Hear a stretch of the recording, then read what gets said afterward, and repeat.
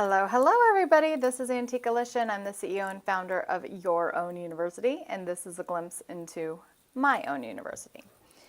And what came up yesterday in day 73 of this journey of inner reflection was quite amazing. I actually, if you look at the process below, I went through my dream. I had a very vivid dream. It was a friend really there for me. It was a shift, a different dream than I normally have around this person, and so it was really cool. It was a beautiful dream. And then I woke up and set my intention to be present, to be with my girls, to get ready for school, to clean the house, like normal stuff, right? And then the theme of the day started unrolling, and it really built on the themes before within the week of letting things go and cleaning up old gunk within me too. And this is really the lesson that I have for you today.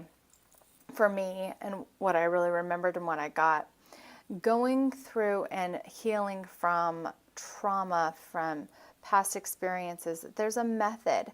There's a method to acceptance, and we've talked a lot about that over the course of the last 73 days. There's a peace that comes when we're ready to let go of something. And there's an awareness. And oftentimes before we have that awareness, we can't even see what we're doing or the pattern itself. It literally is invisible. It's so just natural. It's day in, it's day out. We don't even know that it's bothering us until it becomes really uncomfortable. Well, there's something that I've done for a couple years that my children could recognize, that I recognized, but I didn't know how to get out of the grip. And I didn't even see it really as a problem, just a real frustration and a bothering thing, and it really has to do with technology. I actually wrote a blog about it a couple weeks ago, or maybe it was just an email. But I get really frustrated. And then I can't stop solving the problem no matter what, even if there's other things to do, until that technical problem is complete, until I conquer the problem and solve the problem and figure out how to make it right. And it can be kind of time consuming, and I can get angry, and my kids were like, we don't like you. You just did this. You asked her to help you with your problem. She can't figure it out right away. So, now you've awoken this in her, and she's not going to stop and finish helping me with my room until till it's done, and you did this. So my kids are explaining this to me. I'm watching myself through their eyes going, oh my goodness, I do. And I just did this the other week with the Olympics. I spent all day trying to figure out how to hook up my computer, get them streaming to happen and everything with the Olympics. It was really frustrating. And I literally could have spent that whole day with my kids, and we could have been outside and we could have been playing, but instead I was solving this technical problem.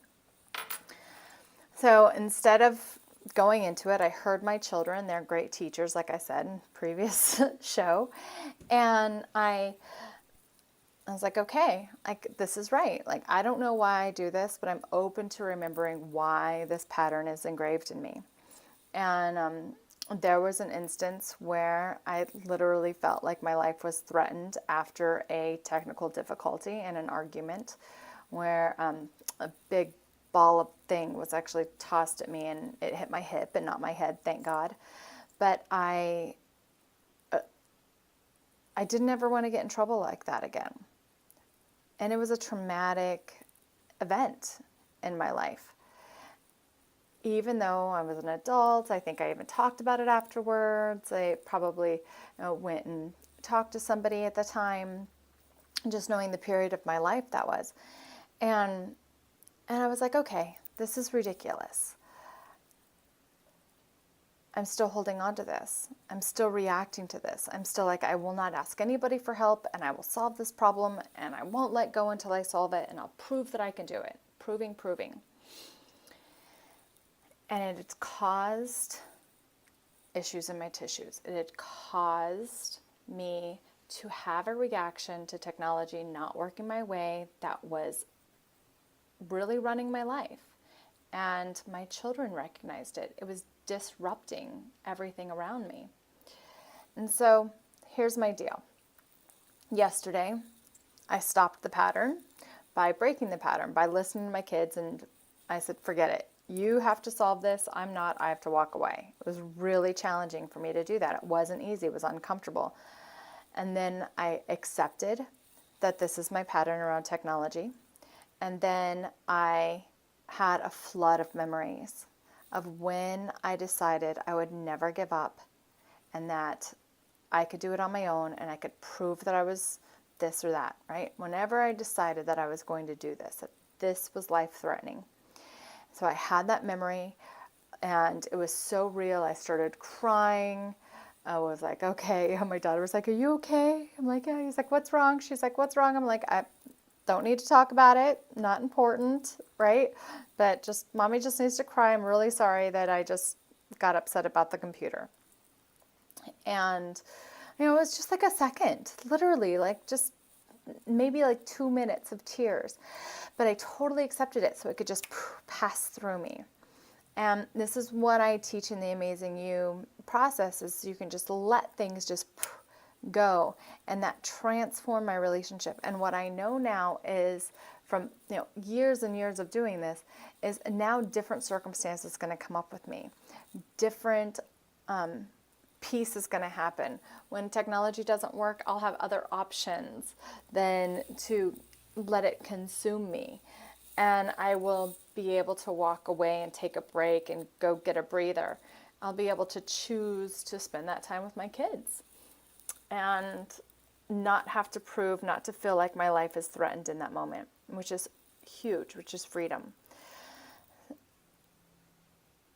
Really two things came up with this. One, it's still the same pattern. When somebody else points out that you have a habitual pattern, habitual habit that's not serving you, that doesn't feel good to you, but you kind of get locked in it, that's a trauma. Even if it was a one-time event, even if you were an adult, even if it was, like 4 days ago and it was an absolute accident, it doesn't matter.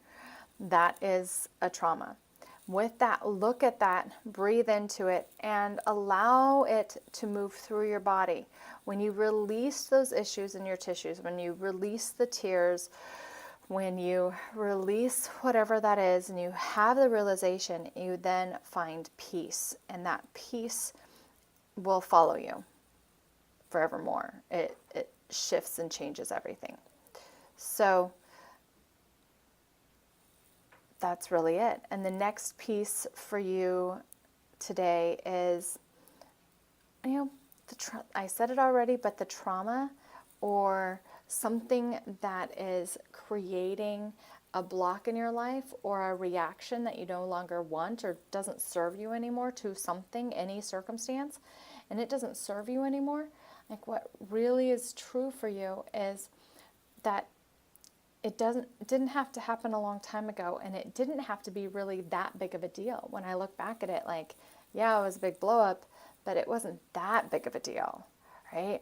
So even things that don't seem like that big of a deal can cause you to hold that fear in your life, and once you release that, you'll have freedom. So where in your life can you release a pattern that's disturbing your reality and invite more peace and love into your world? I hope this helps. If you would like to know more about me, about Your Own University, we have 2 weeks free right now. We can get Love You, beautiful things, talk about all 6 of your personal power zones. Wonderful coaches over there. We have amazing coaches from all over the world. You can go to yourownuniversity.com. If you want to know more about me and my personal coaching, the Amazing You program, and books and all that other jazz, antiquealicia.com right there. Talk to you soon, and thank you for being a part of my community.